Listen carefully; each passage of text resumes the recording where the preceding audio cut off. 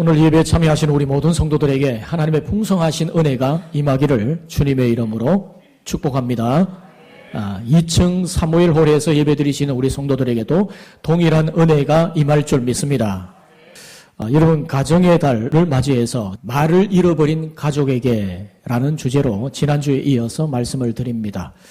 지난주에 말씀을 잠시 정돈을 하고 우리 함께 말씀을 계속 이어가겠습니다.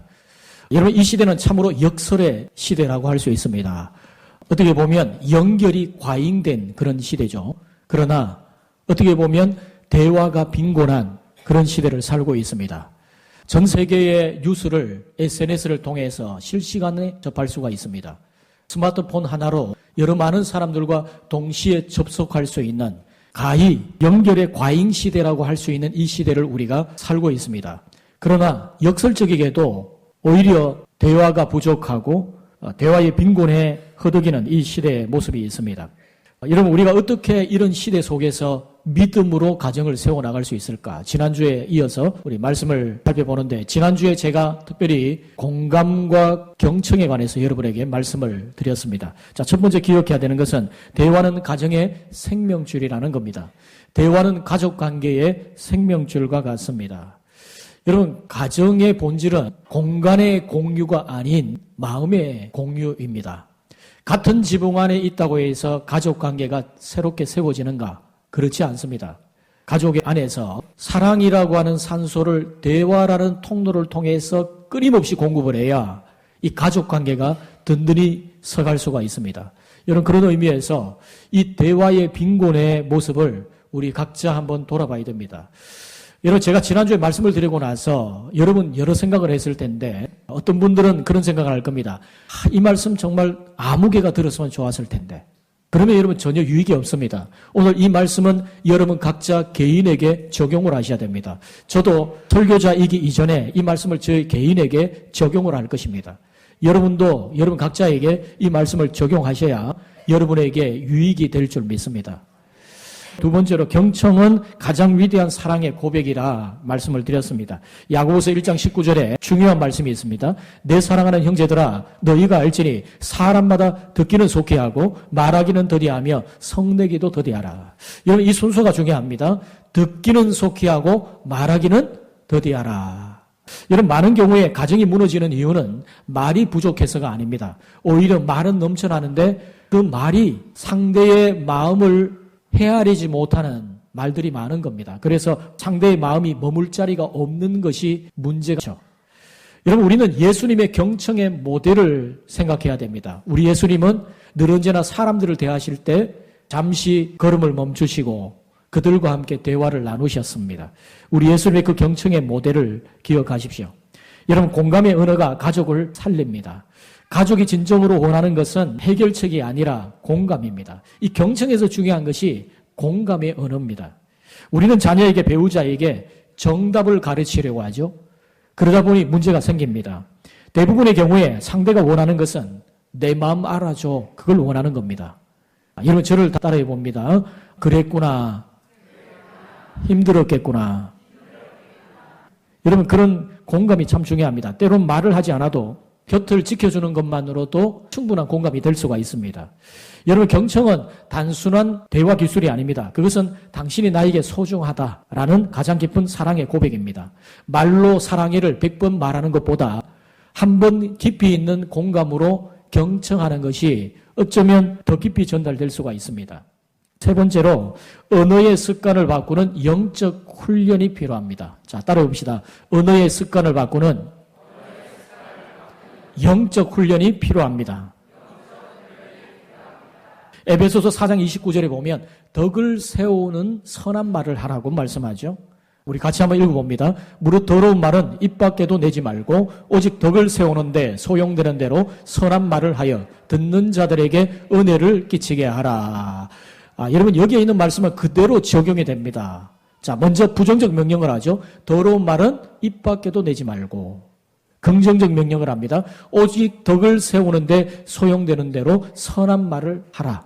그 목적이 뭐죠? 듣는 자들에게 은혜를 끼치게 하라라고 말씀합니다. 여러분, 바울이 여기서 사용한 더러운 말은 원어적 의미에서 썩은 열매를 말하는 것입니다. 썩은 열매처럼 상대를 해치는 모든 말을 의미하는 거예요. 단순히 어떤 욕설이나 저속한 언어만을 가리키지 않습니다.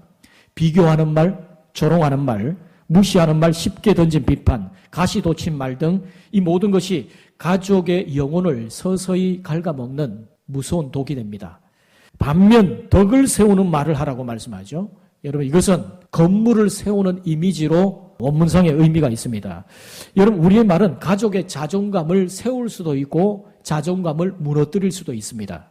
우리의 말은 배우자와 자녀에게 당신은 소중한 사람이라고 하는 자존감의 기초가 될 수도 있고 때로는 열등감의 짐을 지우기도 합니다. 여러분, 폴 트립의 영혼을 살리는 말, 영혼을 죽이는 말이라고 하는 책이 있습니다. 우리 교회 독서 나눔반에서도 또 제자훈련에서도 이 책을 과제물로 낸 적이 있는데 여러분, 여기에서 이런 말을 합니다. 우리의 혀는 중립적이지 않다. 그것은 하나님의 도구가 되어 치유를 선포하거나 사단의 도구가 되어 파괴를 일삼는다. 가정은 당신의 언어가 가장 적나라하게 드러나는 시험대다. 여러분, 가정은 여러분의 언어의 실상이 그대로 드러나는 시험대입니다. 우리 가족이 너무나 편하다 보니까 때로는 우리가 가족 안에서 한번 생각하고 말해야 될 말도 때로는 그대로 가감없이 그냥 말을 하는 바람에 가족에게 상처가 되는 경우가 참 많지 않습니까? 여러분, 이 폴 트립의 이 책의 원제목이 원래는 뭐냐 하면 말전쟁입니다. 말전쟁. 말이 전쟁입니다. 여러분, 영적 전쟁터가 어디에서 일어나느냐? 말에서부터 일어나는 거예요. 우리의 말이 여러분 영적 전쟁터라는 사실을 아십니까? 그런 면에서 우리의 언어를 잘 지키는 것은 굉장히 중요한 것입니다. 여러분, 우리가 회복해야 할 4가지 중요한 언어가 있어요. 가정의 회복을 위해서 우리가 특별히 이 4가지 언어를 회복해야 됩니다. 저를 따라해 보겠습니다. 미고사축. 미고사축. 요즘에는 복음성가 노래도 있습니다. 미고사축. 이 미는 뭐냐? 미안해요 라는 말이에요. 고는 뭘까요? 고마워요. 사는 뭡니까? 사랑해요. 축은 뭡니까? 축복해요. 그런 말입니다. 미고사축. 여러분, 미안해요는 용서의 언어입니다. 여러분, 가정 안에서 가장 무거운 말이 있다면 미안해 그 말이에요. 왜죠? 자존감이 상한다고 생각하기 때문입니다. 우리는 흔히 부모가 자녀에게, 남편이 아내에게, 연장자가 연소한 자에게 용서를 빌고 사과하는 것은 유교적 관념 속에서는 그렇게 어울리지 않는다고 생각을 하죠. 그러나 여러분, 성경은 우리에게 다른 방향의 길을 말씀을 하고 있습니다. 에베소서 4장 32절 말씀을 보면 서로 친절하게 하며 불쌍히 여기며 서로 용서하기를 하나님이 그리스도 안에서 너희를 용서하심과 같이 하라, 이렇게 말씀합니다. 여러분, 우리가 먼저 사과할 수 있는 것은 내가 강해서가 아니라 더 강한 분 하나님이 먼저 우리를 용서해 주셨기 때문입니다. 십자가 앞에서 본 사람은 자기 자아를 높이 붙들 수 없습니다. 여러분, 오늘 집에 돌아가서 가족 중 아직 해결되지 않은 앙금이 있다면 오늘이 그 말문을 여는 날이 되기를 주님의 이름으로 축복합니다. 여보, 미안해요. 당신에게 잘못했어. 그렇게 말문을 여는 시간이 되기를 바랍니다. 자녀에게도 아빠가 미안하구나, 엄마가 미안하구나, 이렇게 사과할 수 있는, 그래서 말문이 열리는 그런 계기가 되기를 바랍니다. 두 번째, 고마워요. 이것은 감사의 언어입니다. 여러분, 우리는 가까운 가족에게 가장 인색하게 감사합니다. 가까운 친구에게 커피 한 잔 대접받으면 고맙다고 말을 하지만 정작 우리의 가정 안에서는 고마움에 대해서 너무나 당연시 생각하는 그런 습성들이 있습니다. 자녀를 양육하고 아침밥을 차려주는 아내의 수고에 대해서 너무 당연하게 생각합니다. 바깥에서 가족들을 위해서 생계비를 벌어오는 남편의 헌신에 대해서 너무나 당연하게 생각합니다. 아내의 수고, 남편의 헌신, 자녀의 노력을 당연시하는 그런 부분이 우리 가운데 있지 않습니까? 여러분, 가족 간의 감사는 단순한 예의가 아닙니다. 그것은 상대의 존재와 수고를 기적으로 인식하는 신앙적 행위예요. 여러분, 내 옆에 있는 이 사람이 있다는 것이 얼마나 귀한 선물인지 시간이 지나서 혹은 잃어버린 뒤에야 알게 되는 경우는 얼마나 많습니까? 고마워요 라는 말은 이 사람을 지금 여기서 소중히 여긴다는 표현이죠. 여러분, 오늘 한 가지씩 발견해 보세요. 가족이 당연시 여겼던 것들 중에서 감사한 것을 찾아내서 말로 한번 표현해 보세요. 오늘 밤 맛있어. 고마워. 학교 잘 다녀와줘서 고마워. 옆에 있어줘서 고마워. 여러분, 옆에 있는 내 가족이 당연하다고 생각하십니까? 그것은 어찌 보면 기적입니다. 아침에 학교에 간 자녀가 무사히 저녁에 돌아오는 것 당연하다고 생각하십니까? 아닙니다. 고마운 일입니다. 세상이 얼마나 험악하고 얼마나 많은 일들이 일어납니까? 그것을 당연시 여기다 보니까 우리는 고마움을 잃어버리고 당연하게 받아들이면서 고마움을 표현하지 못하는 그런 습성들이 우리 가운데 있는 거죠. 여러분, 감사를 표현하세요. 여러분, 감사는 행복해지기 위한 연습이다. 제가 말씀드렸죠. 감사는 행복해지기 위한 연습입니다. 반대로 여러분, 불평은 뭡니까? 불행해지기 위한 연습입니다. 여러분, 감사의 언어를 회복하는 성도들이 되시기를 주님의 이름으로 축복합니다. 세 번째, 사랑해요. 이건 포용의 언어입니다. 사랑해요는 조건 없이 마음을 전달하고 유대감을 깊게 만드는 포용의 언어입니다. 여러분, 한국 가정에서 가장 말하기 어려운 말 중에 하나가 사랑해라는 말이에요. 쑥스럽고 낯설고 오글거린다 그렇게 생각하죠. 꼭 말로 해야 알아? 이렇게 생각을 합니다. 여러분, 가족은 우리의 말을 필요로 합니다. 행동으로 보여주는 것도 중요하지만 말로 직접 듣는 것이 가져다 주는 확신이 있습니다. 특히 여러분, 사랑한다는 말을 들으며 자란 아이와 그렇지 않은 아이는 엄청난 차이가 있습니다. 자존감, 정서적 안정, 관계의 능력에 있어서 아주 탁월한 차이를 보입니다. 이것이 상담가들 또 심리학자들이 하는 말이죠. 여러분, 부모의 사랑한다는 말이 아이의 내면 깊은 곳에 나는 사랑받을 만한 존재이구나 라고 하는 자존감 형성의 기초를 만들어줍니다. 그 기초 위에 아이는 세상의 어떤 어려움과 때로는 실패 속에서도 당당히 일어날 수 있는 힘을 얻게 되는 겁니다. 여러분, 잠언 18장 21절에 말씀합니다. 죽고 사는 것이 혀의 힘에 달렸나니 혀를 쓰기 좋아하는 자는 혀의 열매를 먹으리라. 여러분, 우리가 한 말의 열매를 우리가 먹게 됩니다. 오늘 여러분의 사랑한다는 그 말 한마디가 죽어가는 배우자의 자존감을 세울 수 있습니다. 내 자녀의 잃어버렸던 꿈을 다시 일깨울 수 있습니다. 자, 네 번째로 축복해요. 이건 소망의 언어입니다. 상대방의 앞날과 삶의 좋은 일을 빌어주는 소망의 언어입니다. 서로를 축복하는 마음을 가지십시오. 여러분, 축복의 언어 중에 가장 귀한 것이 기도입니다. 여러분, 사랑하면 기도해야 합니다. 사랑한다 그러면 기도로 그것을 증명해야 됩니다. 진정한 사랑은 마음을 담은 기도로 완성이 됩니다. 여러분, 덕을 세우는 선한 말을 하시길 바랍니다. 특별히 회복해야 할 네 가지 언어. 미고사축. 따라해봅시다. 미고사축. 자, 제가 오늘 띄울 테니까 뭔지 말씀해 보세요. 자, 미, 고, 사, 축. 여러분, 이 언어를 회복하셔야 됩니다. 여러분, 특별히 이런 예쁜 말들을 회복하셔야 돼요. 여러분 아십니까? 말 예쁜 사람이 사랑받습니다. 따라해봅시다. 말 예쁜 사람이 사랑받는다. 말 예쁜 사람이 사랑받는다. 자, 옆 사람에게 이야기합시다. 말 예쁘게 합시다. 여러분, 어떤 분은 그런 생각을 하는 분이 있어요. 나는 왜 이렇게 적이 많을까? 이렇게 표현하지 않죠. 왜 다들 나를 못 잡아 먹으려고 안달일까? 여러분, 그렇게 생각하시는 분 있습니까? 이유는 뭐죠? 말을 예쁘게 하지 않는 경우가 많습니다. 여러분, 교회 안에서 열심히 봉사하고 수고하는 분들 중에서도 사람들이 인정을 안 해줘요. 이유는 뭡니까? 말을 예쁘게 안 해요. 자녀에게 여러분 잔소리하는 거 보면 틀린 말 하나도 없습니다. 근데 여러분, 자녀들이 왜 그걸 싫어하죠? 바른 말을 듣기 싫게 말하기 때문이에요. 그게 여러분 잔소리 아닙니까? 틀린 말 하나도 없잖아요. 근데 자녀들이 싫어하잖아요. 예쁘게 좀 하는 그런 표현이 필요한데 우리가 그런 것에 익숙하지 않습니다. 여러분 각자의 언어 습관을 한번 돌아보세요. 나는 정말 말을 예쁘게 하는 사람인가? 아니면 말을 예쁘게 하지 못하는 사람인가? 차라리 여러분 말 예쁘게 하지 못할 바에는 차라리 침묵이 금입니다. 말하지 않는 것이 유익할 수 있습니다. 책을 하나 소개하고 싶은데 여러분 읽어보시면 참 도움이 될 책입니다. 조성용 씨의 잘 살고 있는 건가 싶을 때라는 책인데, 자, 그 책의 한 대목을 제가 읽어드리겠습니다. 말 예쁘게 하는 사람을 곁에 두면 내 세상도 덩달아 예뻐지는 듯한 기분이 든다. 그들이 듣기 좋은 말들을 해줘서가 아니다. 그들은 같은 세상을 보면서도 굳이 모난 곳을 들추기보다 둥근 구석을 먼저 찾아내는 눈을 가졌기 때문이다. 부정적인 말을 습관처럼 내뱉는 사람 곁에 있으면 나도 모르게 서서히 오염된다. 조금씩 세상을 삐딱하게 바라보게 되고 불평을 쏟아내고 있는 나를 발견하게 되는 것이다. 그러니 이제는 기왕이면 좋은 기분을 품고 있는 사람 곁에 머물고 싶다.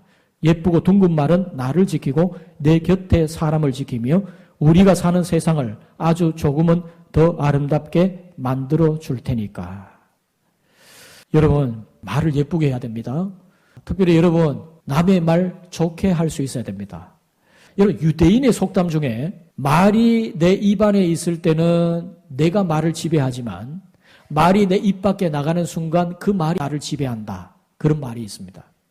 여러분, 우리가 일단 내뱉은 그 말은 다시 주워 담을 수가 없어요. 심지어 내게 엄청난 영향을 줍니다. 여러분 아십니까? 이 언어학자들이 발견한 건데 사람은 말을 하면 내가 어떤 다른 사람에게 저주를 한다든지 다른 사람에게 욕을 한다든지 다른 사람에게 부정적인 말을 하지요. 그런데 우리의 뇌는 내가 다른 사람을 향해 한 말을 내게 한 말로 인식을 한다는 거예요. 그게 여러분 엄청난 심각한 영향을 주는 겁니다. 여러분, 사람의 뇌세포는 98%가 말의 지배를 받는다고 그래요. 그래서 말을 하면 그 말이 뇌에 영향을 미쳐서 그 사람의 인생과 그 사람의 행동이 그 말을 따라갑니다. 여러분, 이것은 성경을 통해서도 입증된 말씀입니다.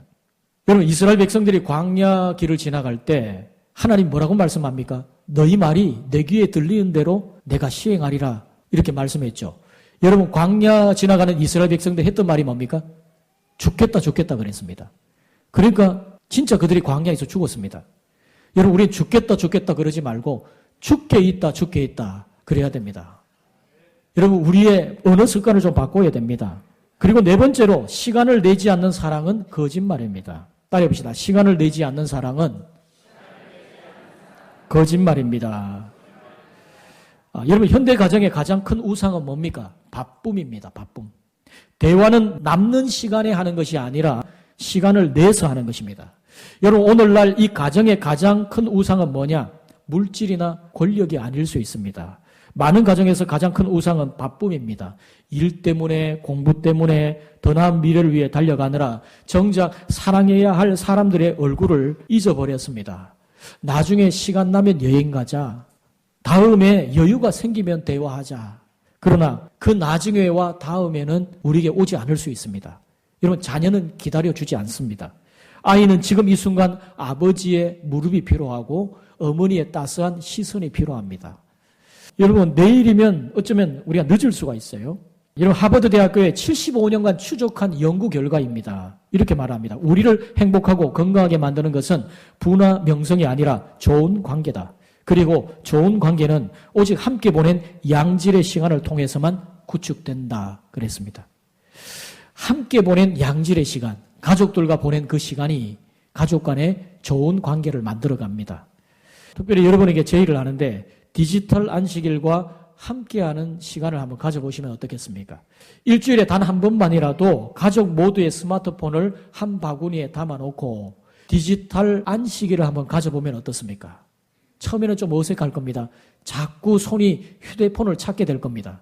여러분의 몸이 기억해서 휴대폰을 자꾸 찾으려고 할 겁니다. 그러나 그 어색함을 넘어서게 될 때 우리는 오랫동안 잊고 살았던 가족의 진짜 얼굴을 발견하게 될 것입니다. 자녀와 함께 공원을 한번 걸어보세요. 스마트폰 잠시 꺼두고 목적지 없이 자녀와 함께 공원을 한번 걸어보세요. 그러면 자녀가 푸른 하늘을 바라보면서 여러분에게 말을 걸어올 것입니다. 부부가 함께 차 한잔 마시면서 요즘 당신 마음은 어때? 그렇게 한번 대화를 열어보세요. 그 단순한 질문이 오랫동안 닫혔던 문을 열어줄 수가 있습니다. 여러분, 하나님께서는 안식일을 명령하셨죠? 그것은 단순한 종교적 의무가 아니었습니다. 멈추지 않으면 관계가 무너진다는 것을 우리 창조주 하나님은 아셨습니다. 그래서 주님은 창조의 사건들을 다 하신 이후에 안식하셨습니다. 그리고 그 안식의 시간에 사람과의 진정한 교감이 있는 관계를 원하셨습니다. 여러분, 가정도 마찬가지입니다. 가족의 영혼을 돌보기 위해 잠시 멈추는 용기가 필요합니다. 세상이 아무리 빠르게 돌아가도 우리 가정은 서로의 영혼을 돌보는 안식처가 되어야 할 줄 믿습니다. 그리고 여러분, 자녀에게 현재를 주시기를 바랍니다. 시간을 주세요, 시간을. 영어로 present라고 하는 것은 현재를 의미함과 동시에 그것은 선물이란 말로도 사용되죠. 여러분, 현재 내가 시간을 주는 것은 선물입니다. 여러분, 많은 부모가 자녀의 미래를 위해 헌신합니다. 더 좋은 학교, 더 좋은 직장, 더 풍요로운 삶을 위해서 지금의 시간을 모두 쏟아붓습니다. 그러나 아이들이 가장 원하는 것은 미래의 풍요가 아니라 지금 아버지의 무릎, 지금 어머니의 따스한 시선을 원합니다.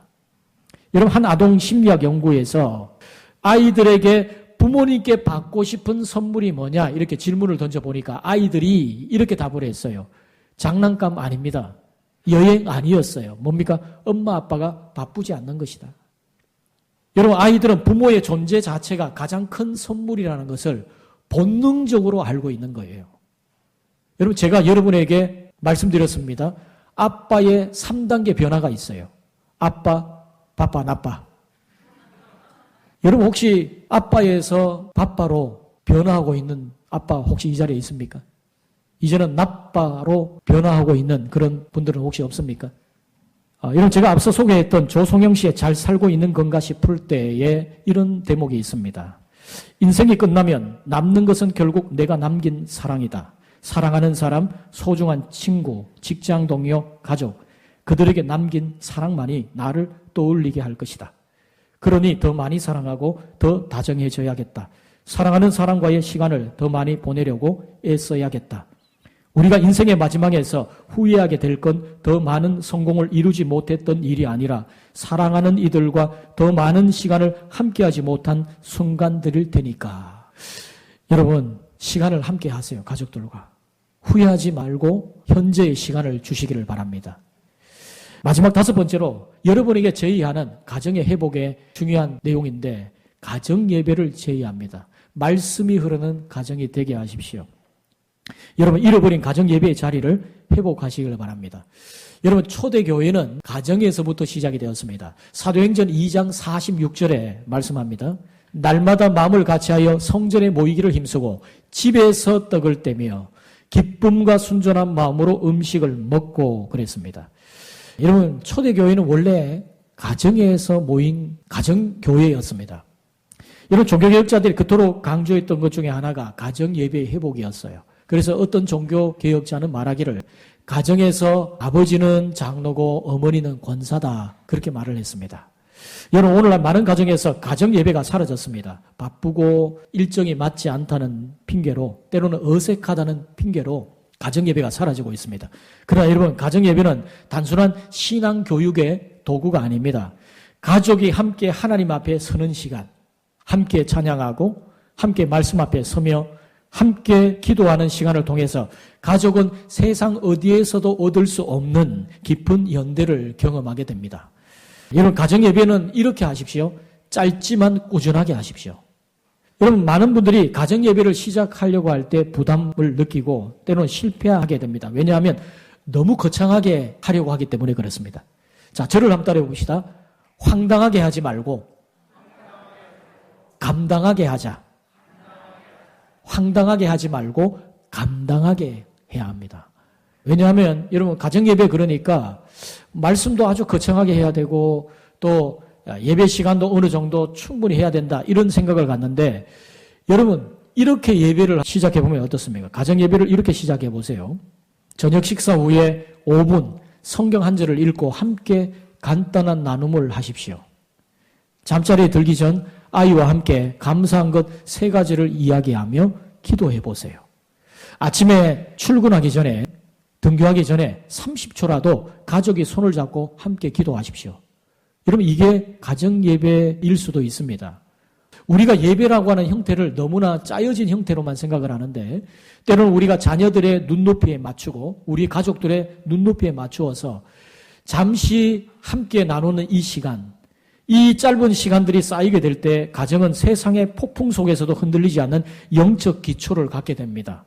여러분, 하나님의 말씀이 흐르는 가정에서 나누는 대화는 그냥 말이 아닙니다. 영혼을 품은 언어가 됩니다. 결론입니다. 여러분, 복음으로 말문을 여십시오. 대화가 끊긴 가정은 단지 소통의 기술이 부족한 것이 아닐 수 있습니다. 그것은 사랑의 샘이 말라버린 것일 수 있습니다. 우리 힘으로는 도저히 먼저 사과할 수 없고 따뜻한 말이 나오지 않을 때가 있죠. 여러분, 관계는 의지만으로 되지 않습니다. 마음이 있어야 됩니다. 그런데 여러분, 그 마음이 좀처럼 되지 않는다는 게 우리의 문제 아닙니까? 여러분, 성령의 은혜가 필요합니다. 여러분, 십자가를 바라보세요. 하나님과 우리 사이에 단절된 대화를 회복시켜 주시기 위해서 예수님께서는 말씀 로고스로 오셨습니다. 말씀이 육신이 되어 우리 가운데 거하시는 성육신의 그 은총을 기억하십시오. 십자가는 하나님께서 우리에게 건네신 가장 뜨거운 사랑의 대화였습니다. 여러분, 그 십자가의 은혜를 경험한 자만이 진정한 소통의 문을 열 수가 있습니다. 그 복음의 사랑이 우리 마음에 부어지게 될 때 비로소 우리는 가족을 향해 닫혔던 입술을 열 수가 있습니다. 용서받은 자만이 용서할 수 있고 사랑받은 자만이 사랑할 수 있으며 들어주신 분을 만난 자만이 남의 말에 귀를 기울일 수가 있습니다. 여러분, 우리는 복음의 은혜로 그 은혜를 경험한 자들입니다. 하나님께서 우리에게 주신 그 모본이 있습니다. 그 십자가의 사랑을 우리가 기억한다면 우리는 능히 가정에 닫혔던 대화의 단절을 다시 열어갈 수 있는, 회복할 수 있는 은혜가 있습니다. 여러분, 로마서 5장 5절에 말씀합니다. 소망이 우리를 부끄럽게 하지 아니함은 우리에게 주신 성령으로 말미암아 하나님의 사랑이 우리 마음에 부은 바 됨이니 라고 말씀합니다. 사랑하는 성도 여러분, 오늘 문을 열고 집에 들어갈 때 휴대폰 불빛보다도 가족들의 눈을 더 오래 쳐다볼 수 있는 은혜가 있기를 바랍니다. 가시돋친 말이 아니라 여러분, 공감의 따뜻한 외투를 입혀줄 수 있기를 바랍니다. 미안해, 고마워, 사랑해, 축복해. 이 언어가 여러분의 가정에서 계속적으로 회복되고 불려지기를 바랍니다. 여러분, 말을 잃어버린 가정이 말씀과 사랑이 흐르는 가정으로 변화되는 은혜가 있기를 주님의 이름으로 축원드립니다. 여러분, 결단의 기도 우리 같이 함께 읽겠습니다. 주님, 우리 가정에 닫힌 마음의 문을 열어 주옵소서. 비난보다 격려를, 정죄보다 용서를, 침묵보다 사랑의 대화를 선택하게 하시고 우리의 가정이 말씀과 사랑이 흐르는 복된 공동체가 되게 하옵소서. 예수님의 이름으로 기도드립니다. 아멘.